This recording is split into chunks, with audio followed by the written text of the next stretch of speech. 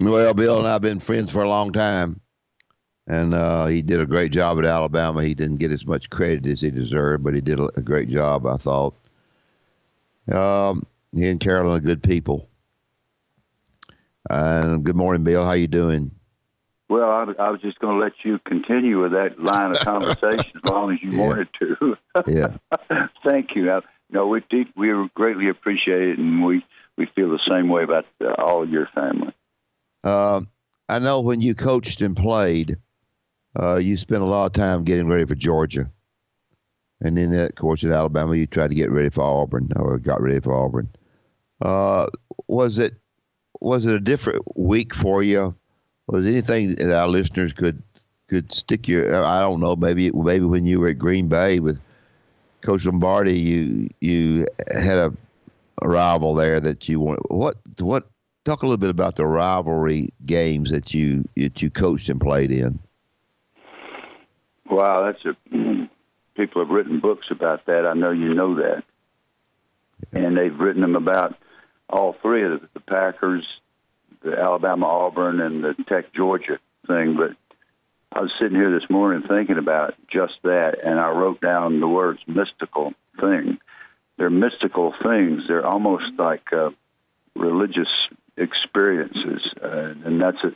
And I don't mean to be sacrilegious, but our minister, when we first came over there, wonderful guy named Bill Floyd, called the house, and he was worried because he had heard controversy. And Carolyn answered the phone, and she said, well, Bill, you need to understand that in Alabama, football is like a religion. He said, oh, no, honey, it's a lot more important than that. Well, it's not more important, and it's not more important to deeply religious people in any of these states, but it gets to be like a religion because people predicate their happiness on it, peace of mind. And anything that you're willing to sacrifice your peace of mind if your team doesn't do well, that's a semi-religious experience because that's the importance you put on it.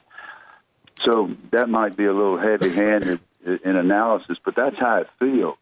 And for Lombardi, Coach Lombardi, George Halas was his big rival. Yeah. He loved the guy. He raved about how he thought Halas was one of the great founders of the NFL. And he'd talk about how wonderful he was, but he wanted to kill the Bears every time.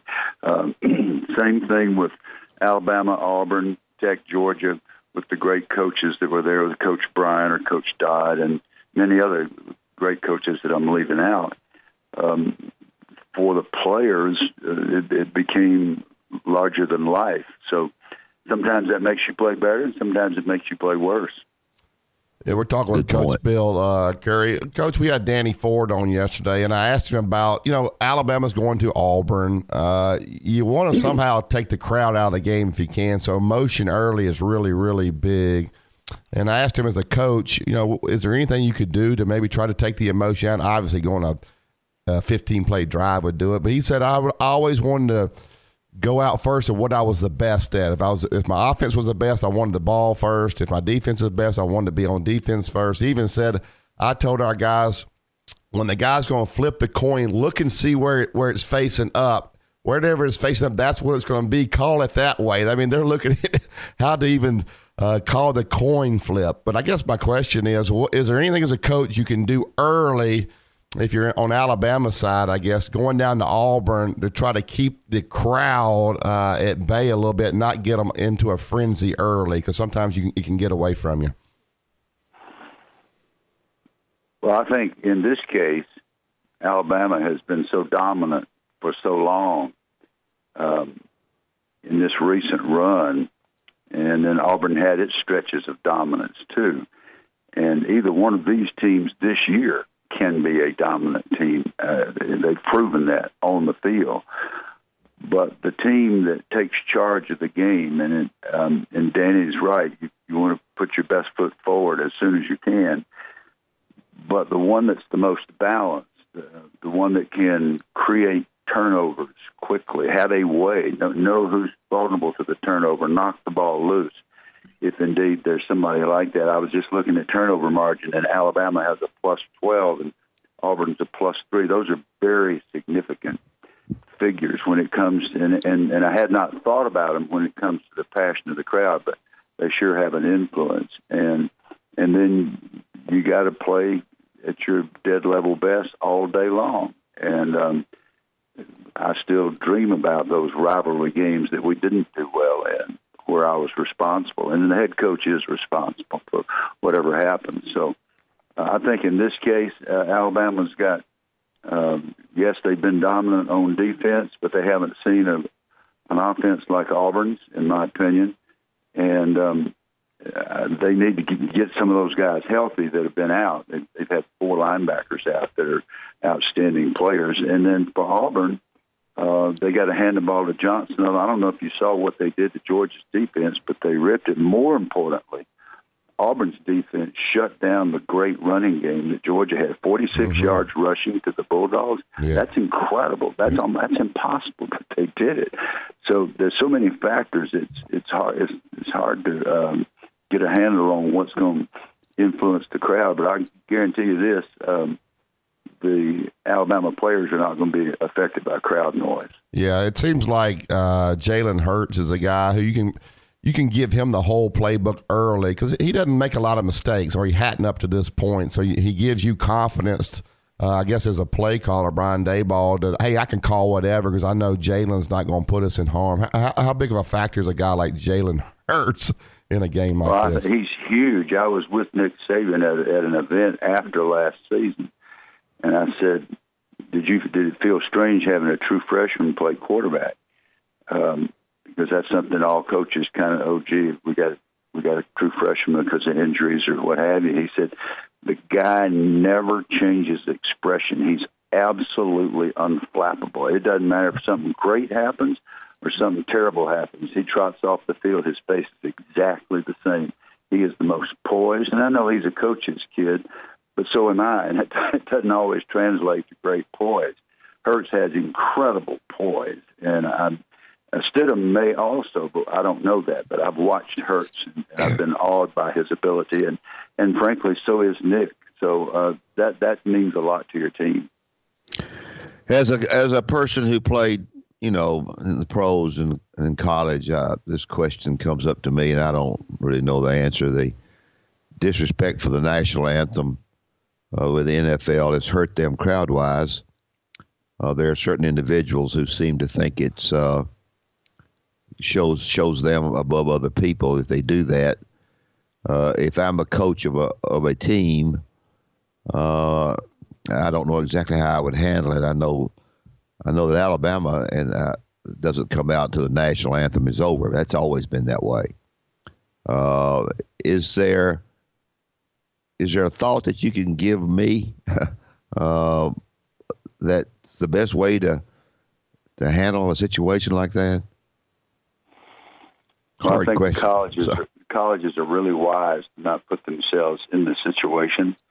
There have been some cheerleaders that have created controversy on that. But I think that the NFL guys, that they are very serious about cultural things and want to be able to exercise their First Amendment rights. And they're going to. It doesn't matter what you say. It doesn't matter who you are. If you're the owner, some of the guys are going to express themselves the way they want to. For me personally, I would not use that situation. I couldn't dare take a knee during the national anthem because it means too much to me. But everybody doesn't feel that way. We're talking with Coach Bill Curry. College football committee, or I guess some committee, got together and decided that December the 20 through 22 was good to have an early signing period. I don't understand the benefit in it. It's making these schools make decisions on coaches faster, meaning get rid of them. The high school football season is probably already over anyway. And so early signing period, to me, they should either sign in August or wait. I think this hurts college football. It hurts coaches, I know for sure, because you see these guys getting let out now because people saying we gotta get this recruiting class rectified there. What do you think about this early signing period? Is it good for football? I agree with you. I thought August was a great idea to the ones who are absolutely certain of where they're going to go ahead and get it over with and sign it. And that would excellent for the student athlete, his family for sure, and for the coaches.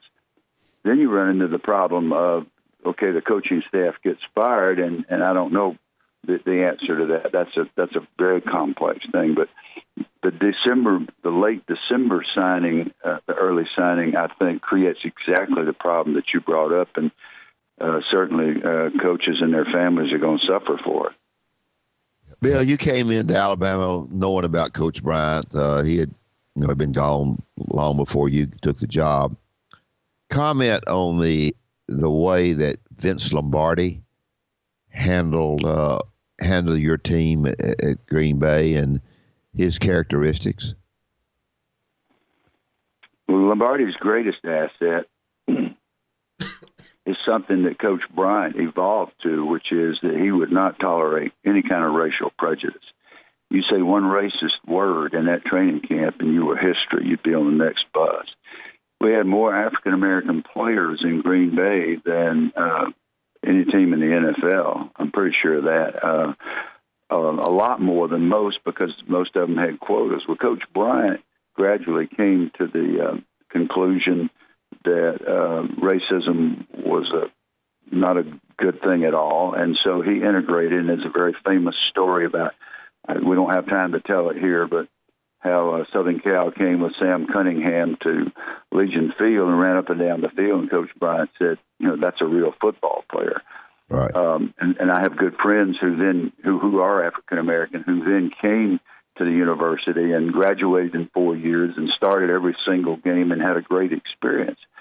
So those two great men shared that, and how that came about with each one of them, I didn't know either one of them well enough to comment on that, but that was Coach Lombardi's, I think, his strongest suit. And his second thing that he did so well is that he was a great teacher. He was a high school physics teacher.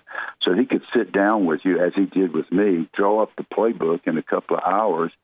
I still remember those plays. I still remember the calls. That's what great teachers can do. And then he could flat motivate you. He could scare you to death with his, how shall I say, verbiage. Yeah. He was a powerful communicator. He was terrifying to all of us young guys. Kind of like Dad frowning at you, Coach. He scared you. He didn't have to say a word, just frown at you. Yeah, Wimp's frown, that would do it. He wasn't happy with me. I went and borrowed one of his sport coats for the Wimp lookalike contest. Uh-oh. He said, "You came and got that thing out of my closet." I sure did. He gave me that stare. It was scary. Oh, bull. Coach, if I have a lot of friends that have young kids now, and with head injuries in football and all, a lot of them not letting their kids play football or not play at an early age. What's your advice to parents with kids? When should kids start playing football? I mean, you played at all levels, high school, college, pros. You got to feel they got a lot of studies coming out. What would be your advice if you were advising people about their kids and playing football, and when? Well, I tried to keep our son from starting until he was in his teens, but he started when he was 10, and he said, "Hey, Dad, let's don't kid ourselves. You're the head coach at Georgia Tech. You know I'm going to go out for football." And he stayed out. He went all the way through college, and I would have been just fine with him not playing, but he loved it. It was so important to him. And I think my advice to the parents, number one, is how good is the league? How well do the coaches coach things like keeping the head up and coaching personal relationships and how to get along with people that are different from you, because that's what the huddle is, a bunch of folks that don't look the same or think the same, and that's one of the merits of football. But I think if you push the kid to go out there in a violent sport like that, then you're putting him in harm's way. If he loves being out there, if he'll practice the techniques and learn to keep his head up, there's a good chance that he won't be damaged. But nobody can promise you. And another thing, if somebody doesn't play high school or college football, you think teenage males are not going to do something dangerous? I mean, they're going to get on a motorcycle or a skateboard or something. That's just how we are as human beings. So it's complicated, and I think it's very much a family thing. Each family has to make that decision. Yeah, good answer. Was it difficult recruiting to Georgia Tech? The difficulty in recruiting to Georgia Tech at the time I came here and at the time I was coaching here is that we had a very limited curriculum. And one thing about tech people is we all think we're real smart, and we're not near as smart as we think we are. And we think the courses are so hard that sometimes young people will be convinced it's just too hard to go there. So we would convince good students that they can indeed do this curriculum, this calculus, or whatever it is that scared them. But we did not have nearly as wide a recruiting base as the big universities do. And I remember some of the guys that we signed at Alabama, I said, when did you know you were going to go to the University of Alabama? They said, oh, when I was about 10 years old. They make up their minds early. Yeah. And so do kids that go to Georgia and the big universities. We had a lot of convincing to do because of being a technical school. But one thing Georgia Tech people will not tolerate, and that's using that as an excuse to lose. There is no excuse. You're still expected to win. I know you do a lot of speaking. In fact, I saw you on Twitter the other day talking about high school coaching. If people want to get in touch with you or get you to speak, I think you're doing some of that now. If I'm incorrect, you just say so.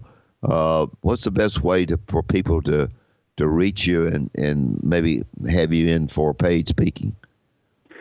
Well, I do a lot of speaking, and I'm shocked. I thought I would be out to pasture by now, but there's a great demand with businesses and athletic departments for how to deal with diversity and how to teach young people how to get along who come from different backgrounds. So the best way to reach me is through our website. It's just BillCurry.net, www.billcurry.net. Okay. There's an email there to contact my assistant, Susan Welburn. She and her husband, Pete Welburn, are kind enough to handle our affair. He's one of my former players and brilliant young attorney. And so that's the best way to reach me. Okay. Before I let you go, Coach, if Alabama were to lose to Auburn, but Wisconsin does not win the Big Ten, in your opinion, if you've studied it, would Alabama still be in the Final Four? Yes. I think so too. Alabama, if Alabama had 3 losses, to me, they would be in the Final Four because they're that good. But I'm still influenced by my long NFL experience. If you could fight your way into the playoffs, it was a whole new season, and you always wanted the best teams. I remember when I was on a not very good team that got in the playoffs, and then I was on a great team that missed the playoffs, and it just always seemed so arbitrary and wrong that certain teams got left out. But you asked me if Alabama ought to be in it. Yes, they should be in it. Well, tell Carolyn I said hey, and I appreciate you being on, and we'll have you on again before too much longer. I appreciate it so much. Well, thank you, guys. You do the same with Annette, and give everybody our love over there. All right. Thanks, Coach. Thanks. Thank you.